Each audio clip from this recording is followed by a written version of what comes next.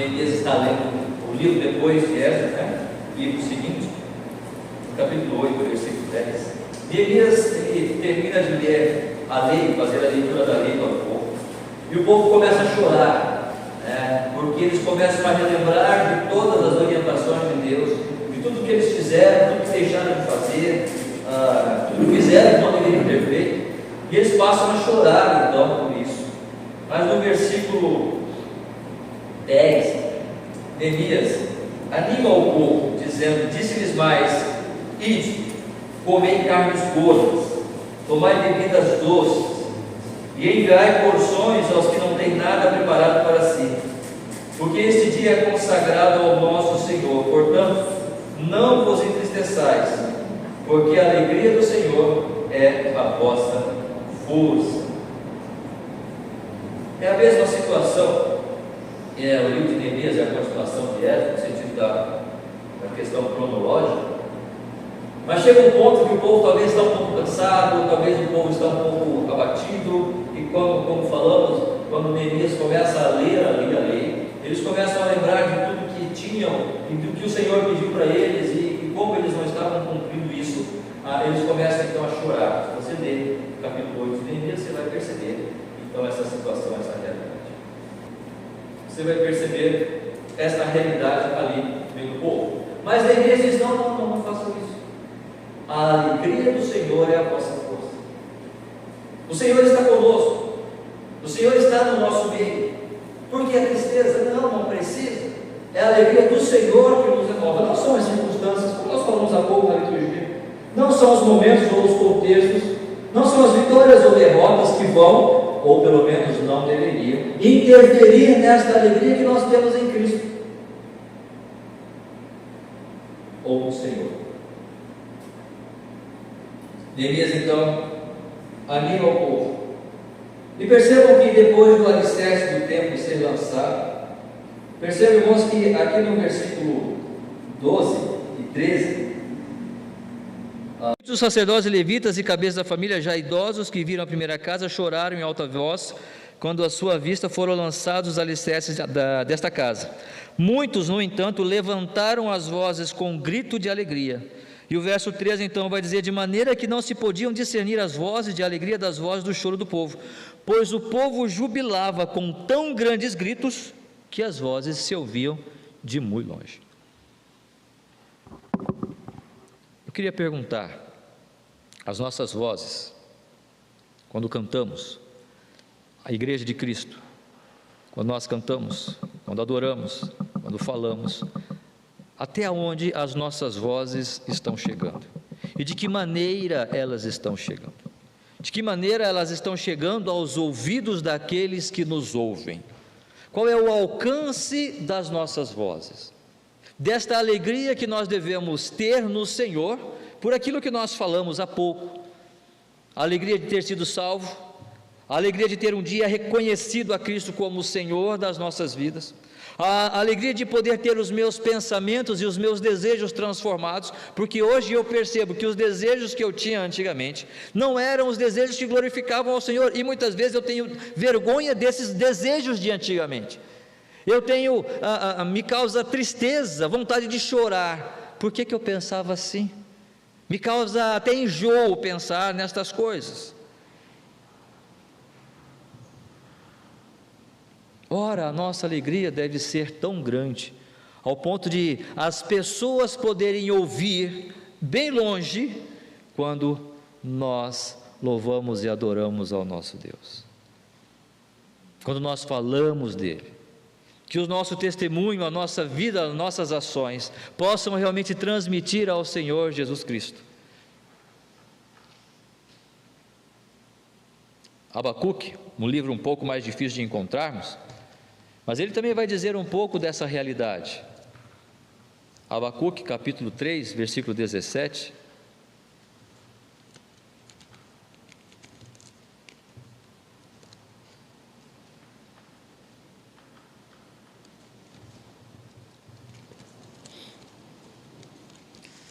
Bom, já acharam Abacuque? Eu ainda não.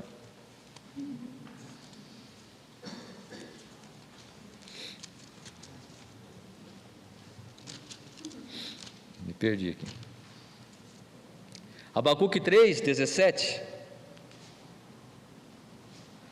A partir do 17: ainda que a figueira não floresça, nem haja fruto na vide, o produto da oliveira minta e os campos não produzam mantimento, as ovelhas sejam arrebatadas do aprisco e nos currais não haja gado, todavia eu me alegro no Senhor, exulto no Deus da minha salvação. O Senhor Deus é a minha fortaleza e faz os meus pés como os da corça e me faz andar altaneiramente.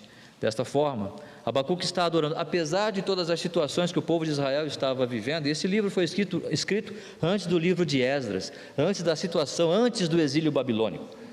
Mas ainda assim o povo já estava passando por situações difíceis, e Abacuque está olhando para a sua própria vida e falando para o povo, profetizando para o povo, animando o povo. Ainda que nossos gados morram no campo, ainda que não tenhamos água, ainda que a figueira não floresça, a nossa força, a nossa alegria está no Senhor. Nós devemos exultar no Deus da nossa salvação. E esta alegria precisa ser mostrada, esta alegria precisa ser transmitida, percebida. Eu me preocupo muitas vezes com nós mesmos cristãos, o quanto que esta alegria tem sido mostrada aos outros. Talvez nós muitas vezes andamos tão surumbáticos, macambúzios, entristecidos, parece que as coisas do dia a dia estão nos fazendo ficar tão para baixo, tão temerosos, estressados até, quando as nossas vozes de júbilo e de alegria devem ressoar o mais longe possível, para a glória do nosso Deus. Portanto, para que o nosso júbilo, a nossa alegria possa ecoar, é necessário que nós percebamos que mesmo que haja ou não haja situações que possam muitas vezes nos fazer ver ou nos fazer presenciar isto, nós precisamos alegrar-nos. Quando eles lançaram o alicerce, versículo 11, percebam ali, versículo 10, perdão. Quando os edificadores lançaram os alicerces do templo do Senhor, apresentaram-se os sacerdotes paramentados e com trombeta, e os levitas, filhos de Asaf, com símbolos para louvarem ao Senhor, segundo as determinações de Davi, rei de Israel. Perceba, irmãos, que eles só lançaram o alicerce. O templo não estava terminado. Eles só lançaram os alicerces. A alegria daquele povo de somente ter sido lançados os alicerces era tão grande, porque eles perceberam o desenvolvimento da obra. Na semana passada nós falamos sobre o altar, quando no capítulo 3, a partir do versículo 1, quando o altar é restabelecido nas suas bases, então eles fazem os holocaustos, eles fazem as ofertas, a festa dos tabernáculos ali, e eles adoram a Deus, eles sacrificam ao Senhor conforme a orientação de Deus. Mas agora o altar já está feito, as bases do altar já foram colocadas, ele já foi até sacrificado ali, mas agora eles lançaram os alicerces do templo. Só isso. Só o fato, irmãos, de nós termos uma doutrina que nós podemos crer. Doutrina esta, que o Senhor simplesmente não permitiu que a história fosse modelando, ou a história fosse amoldando, conforme o ser humano quisesse, para o seu bel prazer, para o seu benefício, não. Quando nós olhamos para a história dos alicerces da igreja, nós percebemos a obra do Senhor, nesse trabalho, nesta provisão para nós, para que a igreja hoje pudesse caminhar dentro de uma direção. Só isso é motivo de nós adorarmos e glorificarmos ao Senhor. Se nós olharmos lá em Efésios capítulo 2, versículo 20, Efésios 2, 20,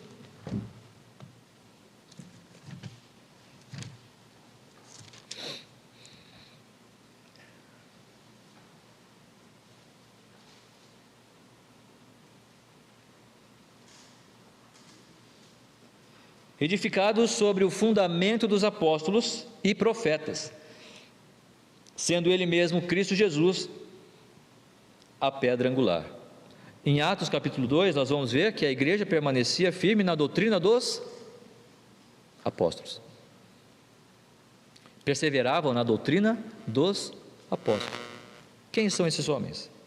Homens sui generis, homens especiais que Deus levantou, que Deus separou para lançar o fundamento da igreja, as doutrinas. E como é que foi a vida desses homens? Percebam que o Senhor Jesus Cristo estava caminhando, o Senhor Jesus Cristo estava andando, e no seu ministério, no seu caminhar, nas suas viagens, ele chamava: vem e segue-me, vem André, vem Pedro, vem João, vem Tiago, e eles largavam tudo e seguiam o Senhor. Só isso já é algo maravilhoso de nós pensarmos, porque eu tenho a minha casa, eu tenho a minha família. Pedro, pescador; João, pescador. Como é que eu vou sustentar a minha família? Vem e segue-me, eu vou sustentar você, e a sua família. Nada é falado com relação à família destes homens, mas eles deixaram tudo e seguiram Jesus. Mas os seus filhos não morreram de fome, porque o poder de Deus é suficiente para suprir a necessidade daqueles que Ele chama. Só o fato de nós pensarmos no alicerce que o Senhor lançou para que a igreja em cima desses alicerces pudesse ser construída, ou seja, a doutrina dos apóstolos, não são os apóstolos, mas a maneira como o Senhor fez, a maneira como o Senhor chamou esses homens, o Senhor providenciou todas as condições para esses homens, a maneira como o Senhor trabalhou nos seus 3 anos de ministério com esses homens, para que através deles eles pudessem realizar milagres e maravilhas, é algo que nós não conseguimos dimensionar nos nossos dias. É algo que nós não podemos imaginar, nós não podemos mensurar com relação ao que nós vemos hoje.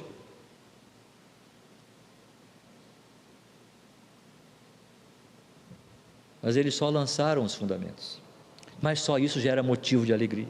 Irmãos, de a igreja ter uma palavra, onde nós podemos dizer: opa, o Senhor está dizendo assim, opa, com relação à minha vida, o Senhor está me falando assim, olha, desta maneira como eu devo dirigir, reger a minha família, é desta maneira que o Senhor está estabelecendo, foi dessa maneira que o Senhor colocou Pedro, Paulo, Tiago, esses homens, para nos orientar, não por eles exatamente, porque eles são homens como nós, mas o Senhor usou aqueles homens pela sua graça, para lançar estas doutrinas maravilhosas, para que nós hoje possamos dizer: Senhor, muito obrigado, eu te louvo, porque hoje eu posso caminhar dentro de uma direção segura, a tua igreja pode caminhar dentro de um proceder seguro na tua palavra. Se isso não é um motivo de alegria para nós, se isso não é um motivo de perceber o quanto que Deus trabalhou lá no passado, e o Senhor Jesus Cristo orou lá no passado, para que a sua igreja hoje pudesse permanecer firme e fiel nesta doutrina, se isso não for um motivo de alegria para nós, o que mais será? E percebam, que lá em 1 Reis, capítulo 8, versículo 10 e 11, esse templo que eles estão retificando, ou seja, esse templo que eles estão lançando as bases destruídas pela Babilônia, teve uma história, e uma história tão linda e maravilhosa. 1 Reis, capítulo 8, depois de terminado o templo, já ainda lá em Salomão, o primeiro templo construído, 1 Reis, capítulo 8, versículo 10, o que acontece naquele templo, o que acontece naquela ocasião?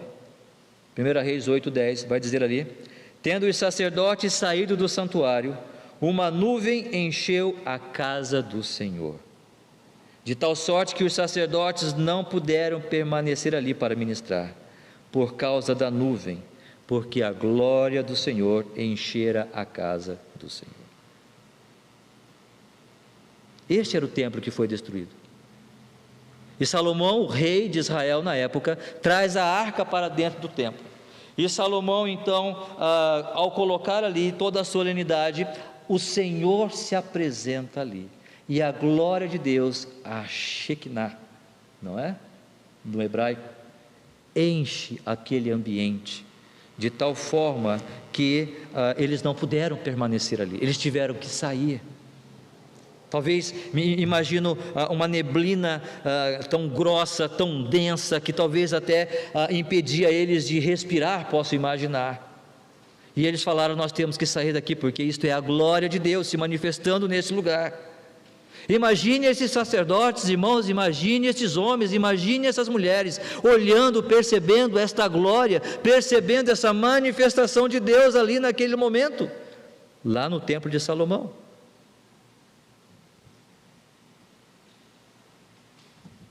Mas aqui em Esdras não aconteceu.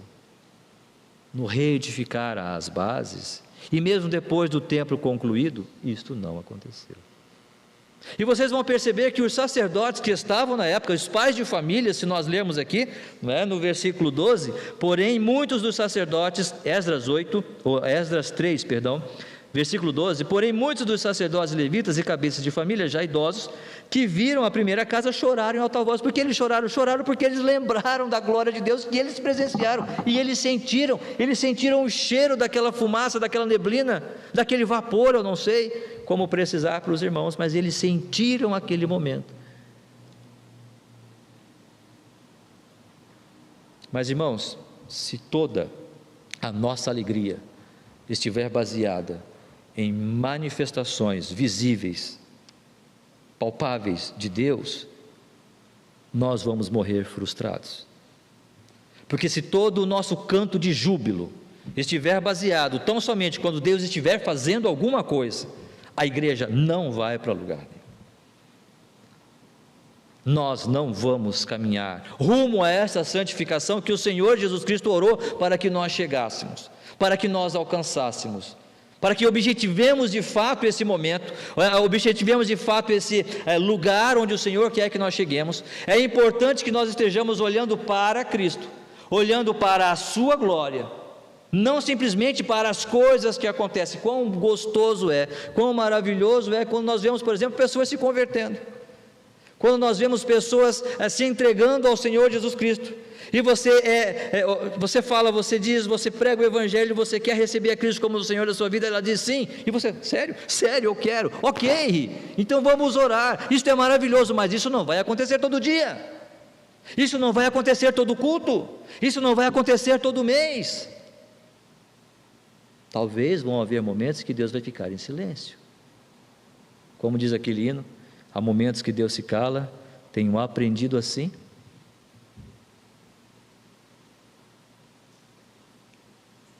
Esqueci. Às vezes ando nesse vale sem saber para onde ir, para frente devo andar, no silêncio eu aprendi que Ele está a me moldar. No silêncio Deus está fazendo, e mesmo ali, mesmo não tendo a Shekinah, mesmo não tendo essa presença, essa manifestação de Deus, o que eles fizeram? Eles adoraram. Versículo 10, quando os edificadores lançaram os alicerces do templo do Senhor, apresentaram-se quem? Os sacerdotes, paramentados e com trombetas, e os levitas. Olha, estão percebendo toda a liturgia que está acontecendo aqui? Estão percebendo todos os aparatos que está se dando ali, simplesmente pelo lançamento do alicerce, para louvarem ao Senhor, segundo as determinações de Davi, rei de Israel.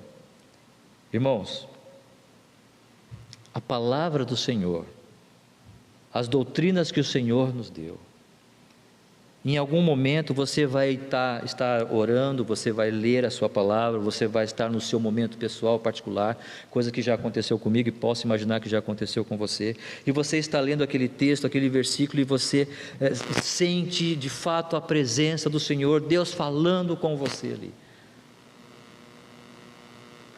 e você sente que Deus está falando com você para aliviar aquele cansaço que você está sentindo, e Deus está falando com você através daquele texto bíblico para tirar aquela dúvida que você está vivendo ali, para tirar aquela dor, aquela desesperança, talvez aquela angústia. Mas talvez vai ter dias que você vai ler 1, 2, 3 vezes, e você vai dizer: Senhor, tirou umas férias aí? Está de folga hoje, feriado, o que está acontecendo? Não estou ouvindo nada. É possível? É. Mas isto não deve nos impedir de perceber que a vida cristã, ela tem todos os seus aparatos que Deus mesmo nos deu, para nós continuarmos a trabalhar. Vida de oração, leitura da palavra, testemunho cristão, serviço cristão. As coisas continuam, o trabalho continua, a obra segue. Mas é só os alicerces. Que maravilha que nós temos esse alicerce, e está perfeito isso para a honra e glória do Senhor. É a palavra dele, é a revelação dele a mim e a você. O que mais precisamos senão disto? Porque no momento que aqueles homens lançaram os alicerces, eles estavam sabendo, isto é apenas o início, a coisa agora só vai. Se nós pudermos lançar os alicerces, é claro que os tijolos vão ser colocados logo mais. Perceba a alegria deste povo, de poder saber que, Senhor, muito obrigado. Eles jubilavam, eles cantavam, eles fizeram todo o aparato para chegar ali e adorar ao Senhor.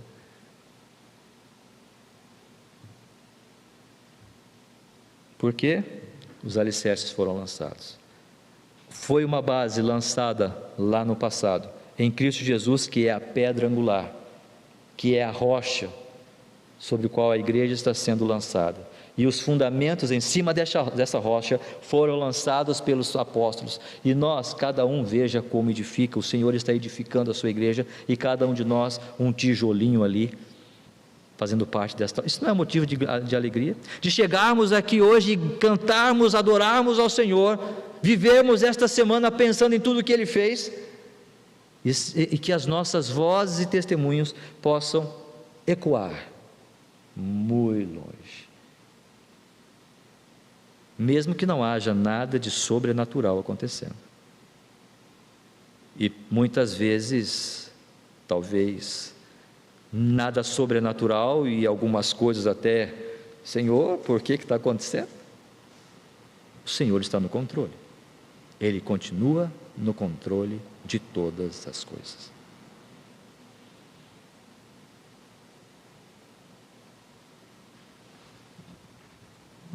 Mais uma vez dizendo, eles só lançaram os alicerces. No capítulo 6 de Esdras,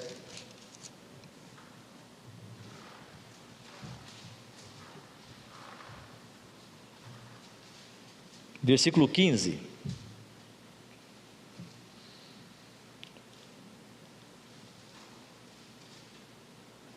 vai dizer ali: acabou-se esta casa, o tempo que eles tinham lançado o alicerce, no dia 3º do mês de Adar, no 6º ano do reinado de Ciro. Sabe quantos anos? 5 anos de trabalho.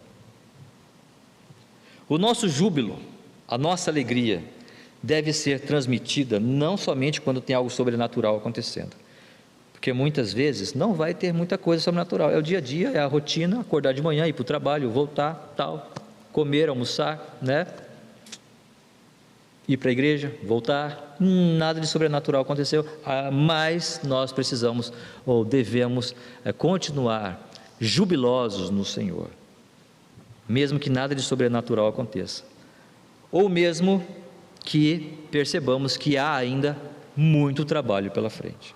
Eles só tinham lançado os alicerces, e sabiam que ainda muito trabalho havia de exigir aquela obra. Tanto é que foi terminado o templo somente 5 anos depois.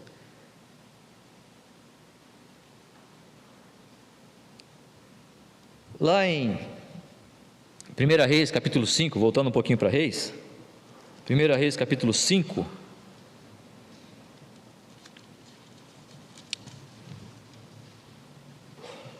mais uma comparação entre o primeiro templo e esta reedificação.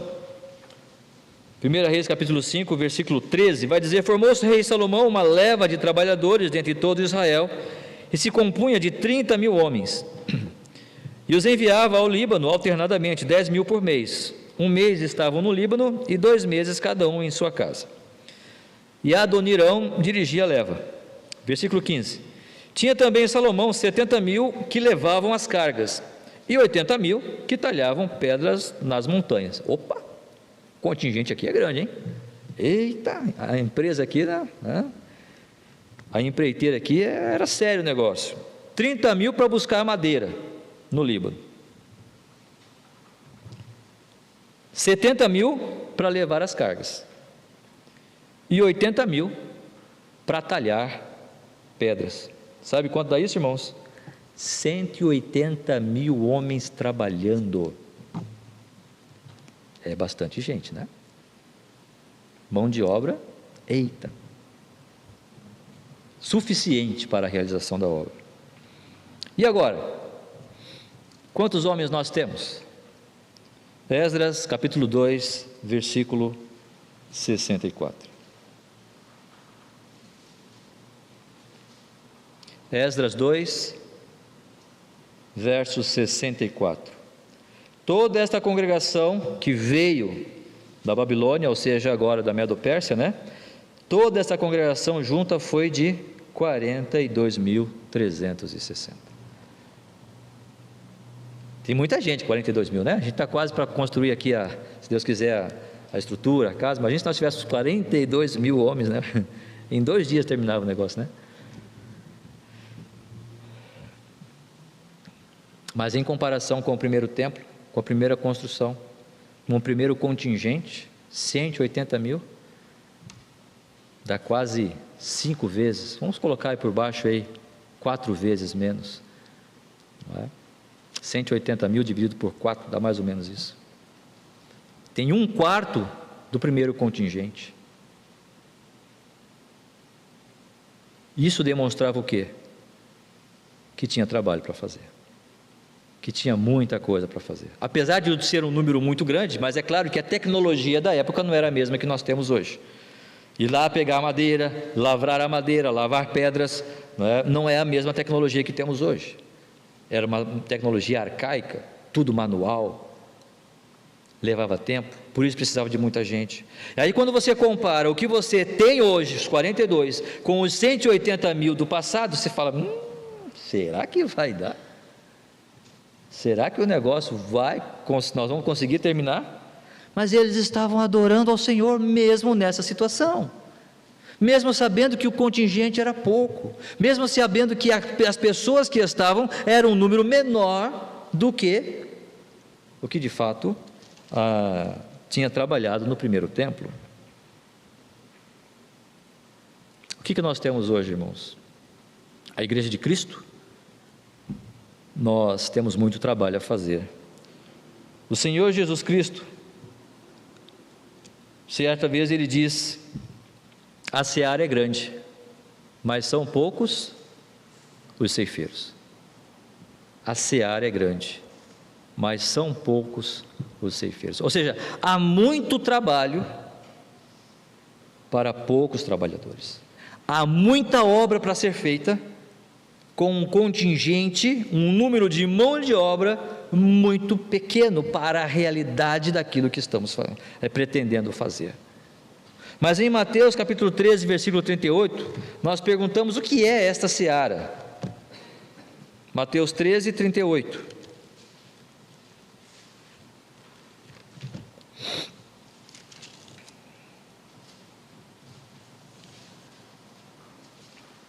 A primeira parte do versículo, Mateus 13, 38, a primeira parte deste verso. O que é essa seara? O mundo. O campo é o mundo. E é grande, né? E tem gente que quer encontrar vida fora da terra ainda. Se a gente não está dando conta aqui na terra, imagine evangelizar extraterrestres, como é que vai ser esse negócio, né? O campo é o mundo. E sabe do que estamos falando? O que é o mundo? O coração dos homens pecadores. O coração de homens que não conhecem a Cristo. O semeador saiu a semear e lançou a semente. Uma caiu em boa terra, outra caiu em solo rochoso, outra caiu à beira do caminho, outra caiu em solo espinhoso. Qual é o nosso trabalho? Semear. ainda que o campo seja enorme, e há muito trabalho a fazer, e de fato há. O Senhor chamou a mim, o Senhor chamou você, para que nós possamos estar realizando este trabalho, esta obra. Conta-se a história de 3 homens, amigos, e eles tinham, não sei se eu já contei essa ilustração, e eles tinham um campo, só que eles passaram por uma enfermidade, e um ficou manco, e ele só andava assim, e ele teve que amputar o pé, e aí colocar um toquinho no pé. E o outro teve um problema na coluna e andava só agachado assim, ele não conseguia levantar. E o outro teve um problema na perna, ele só arrastava a perna. E aí, como é que eles iam fazer? Eles tinham que plantar, eles tinham que colher, e eles olhavam para o campo e falavam assim: agora o que nós vamos fazer? E aquele então que teve o problema no pé e que teve que amputar e teve que colocar ali um toquinho, ele falou assim: eu tenho uma ideia, eu vou primeiro, aí você tem problema nas colunas, você vem depois semeando, e o outro vem tampando, então o que tinha o toquinho no pé ia assim, fazendo buraquinho, com o toquinho no chão, o outro que tinha o problema na coluna, ele vinha lançando a semente, e o outro que tinha problema no pé vinha só arrastando assim e fechando, e estava tudo certo. Daqui a pouco brotou as sementes, floresceram e deu fruto e se alimentaram. É claro, é só uma ilustração. Somos poucos, somos defeituosos, somos fracos. Deus não nos chamou por causa da nossa capacidade ou sabedoria. Quando Deus lança ou permite que aqueles homens lancem os alicerces, mesmo com a dificuldade, mesmo com um contingente pequeno, mesmo com um número pequeno de trabalhadores, é porque Ele sabia que eles podiam terminar aquela obra. E eles terminaram aquela obra. Deus chamou você, Deus chamou a mim para nós realizarmos uma obra, não pela minha capacidade, não pela minha simpatia. Eu sei que eu não sou simpático, mas Deus nos chamou apesar das nossas deficiências. Se nós não entendermos isto, nós não vamos realizar a obra do Senhor. Nós vamos querer fazer a nossa obra, não a obra dele. Deus quer usar até mesmo as nossas fraquezas. Paulo vai dizer, eu 3 vezes orei ao Senhor para que ele... Paulo, a minha graça te basta, entenda isso, a minha graça te basta. E se vocês são poucos, se nós somos poucos, esta obra vai continuar, e quem dera, um dia vai aumentar mais, e mais, e mais, e mais, amém, e vamos ter que abrir uma congregação. Onde estávamos ali na casa do seu Pedro, fazendo ali um trabalho, e um culto ali, e foi bem gostoso, foi bem, e quem sabe um dia Deus nos dá a graça de também termos um ponto de pregação ali, por que não? E pessoas também servindo, pessoas trabalhando. O campo é o mundo, irmãos. Somos poucos, somos. O coração do homem não é fácil de chegar. Você pegar um Sebastião e mudar os desejos dele, é fácil? Não. Eu lembro da primeira conversa que eu tive com o Sebastião, Sebastião? Não conseguiu? Mesmo tendo ele 9 meses gerando, não conseguiu mudar? Não consegue. e tentou, E do Najib já, do marido? Irmãos, nós não conseguimos fazer esse trabalho. Não tem programação que faça isso. Não tem estratégia que realize isso. Mesmo poucos, é o Senhor quem vai fazer. É dele a obra.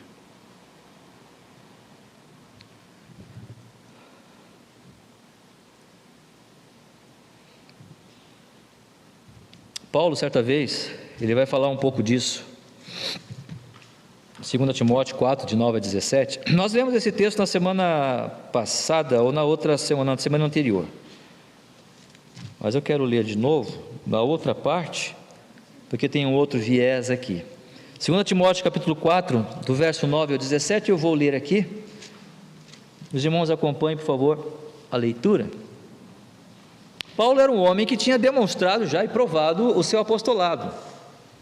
Claro que alguns não iriam aceitar isto, Mas Paulo já tinha demonstrado que ele realmente tinha sido chamado pelo Senhor, mesmo por causa das ações, dos milagres que o Senhor tinha realizado na sua vida.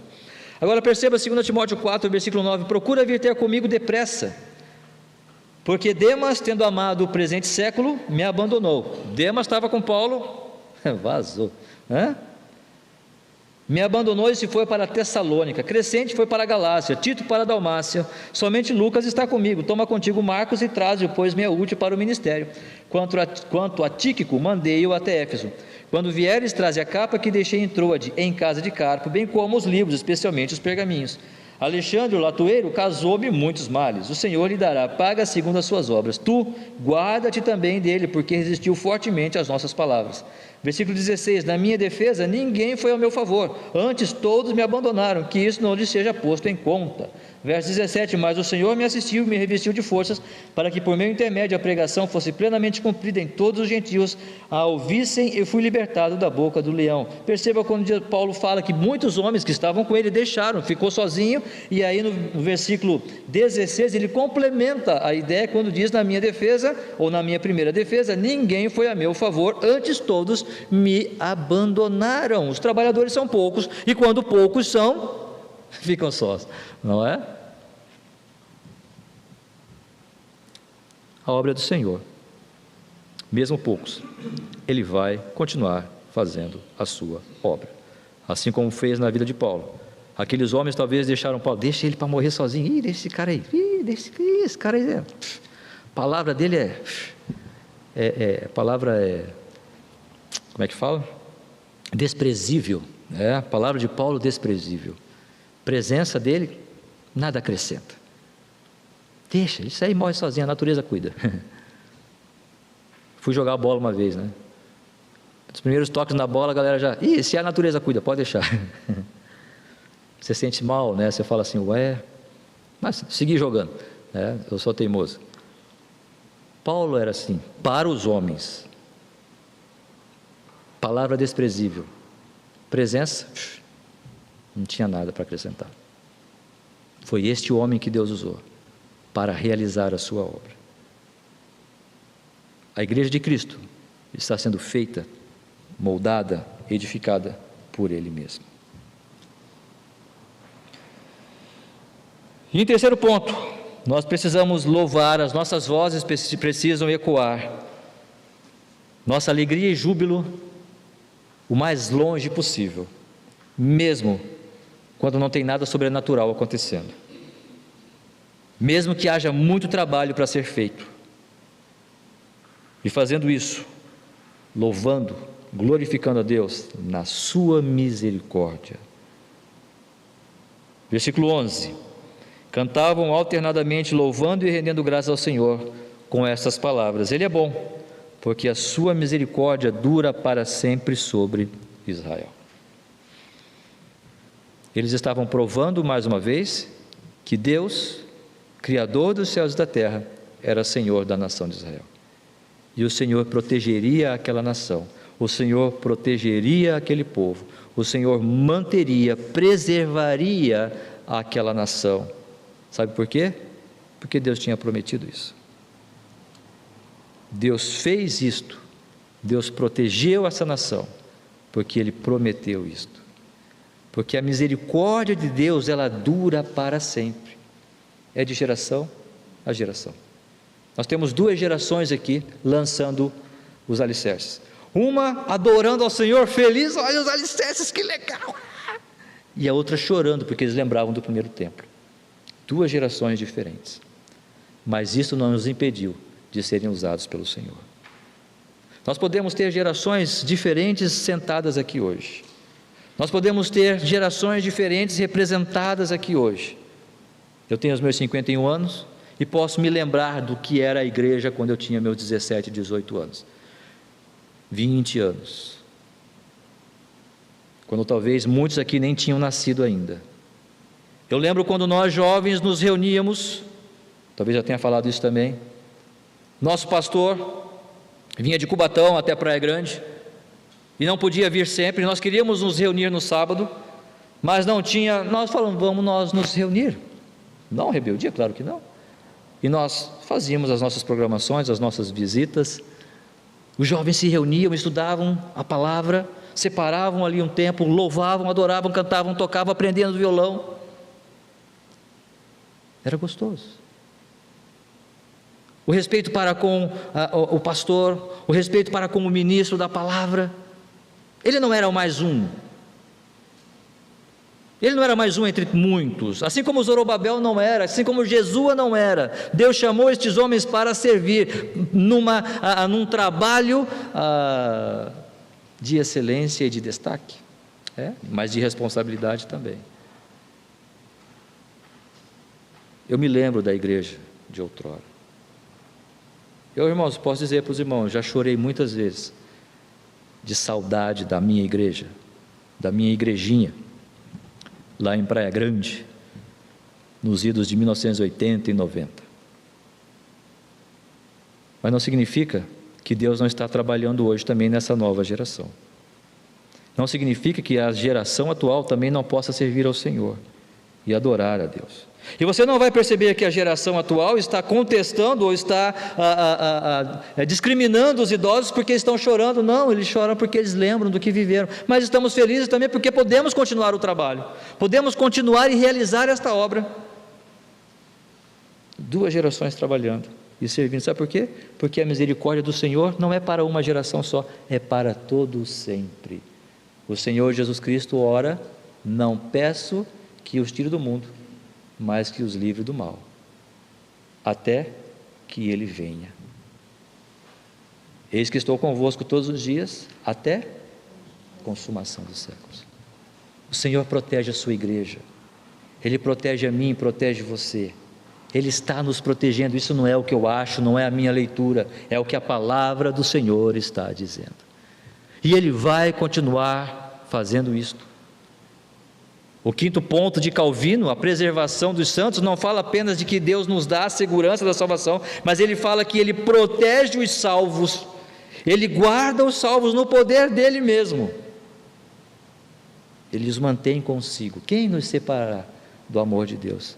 Tribulação, angústia, perseguição, principados, potestades, anjos? Nada nos separará do amor de Deus que está em Jesus Cristo, nosso Senhor. Vocês conseguem perceber motivos melhores para nós jubilarmos e que as nossas vozes ecoem o mais longe possível, adorando ao nosso Deus? Ainda que talvez não aconteça nada sobrenatural, mas já aconteceu quando você foi transformado de pecador que era para filho de Deus, não é? Quando da sua conversão. Mas talvez não esteja acontecendo nada muito sobrenatural hoje. Louve ao Senhor, adore ao Senhor, com todos os aparatos que você tiver. Sabe tocar violão? Toque. Sabe tocar um instrumento? Toque. Sabe cantar? Cante. Quer ler um salmo? Leia um salmo, adore o Senhor, fale desse Senhor, fale desse Deus onde você estiver. Há muito trabalho para fazer, sim, e somos poucos, sim, mas o Senhor é quem vai nos dar forças.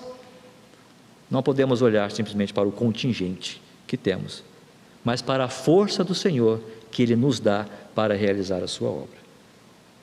E o fato de sabermos que Ele está conosco e a sua misericórdia dura de geração em geração para todos sempre, a favor da sua igreja, que Ele começou e Ele mesmo vai estar edificando e Ele mesmo vai terminar esta obra, não tem motivo melhor para jubilarmos e falarmos e alegrarmos-nos no Senhor. Se você está triste, se você está de alguma forma cabisbaixo, se você está talvez desanimado, por quê? Precisa não. O Senhor te chamou, e quando Ele te chamou, Ele o fez com um propósito, e o propósito é de glorificá-lo com a sua vida. Que Deus nos abençoe. Vamos orar mais uma vez? Nosso Deus, nosso Pai, nós te louvamos pela Tua palavra, pela vida de Esdras, Zorobabel, Jesua, Neemias, homens que o Senhor usou, sim, para edificar o templo do Senhor, ali no passado, reedificar a cidade que também foi destruída. Usou estes homens, mas não somente eles, todos esses 42 mil homens, mulheres, talvez crianças, jovens, para realizar esta obra maravilhosa. E de alegria, Senhor, eles cantavam e jubilavam, e pulavam, talvez dançavam, porque a alegria deles poder estar de volta ao lar era tão grande, que eles não podiam se conter em si mesmos. E as suas vozes foram ouvidas muito longe.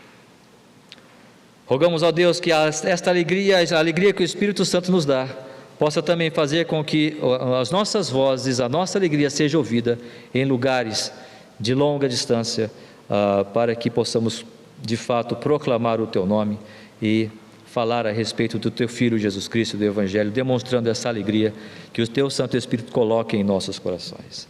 Abençoe a Tua igreja, abençoe cada um de nós, que possamos sim, Senhor, realizar a tarefa que o Senhor tem colocado em nossas mãos, a missão que o Senhor tem dado para nós, para que assim possamos glorificar ao Senhor. Abençoa-nos nesta semana, abençoe cada família aqui representada, cada lar, e que em Teu nome nós possamos, ó Senhor, sermos usados por Ti, e a nossa vida possa ser encontrada útil nas Tuas mãos, para proclamar o Teu reino. Nós oramos e agradecemos por tudo, em nome de Cristo Jesus. Amém, Senhor.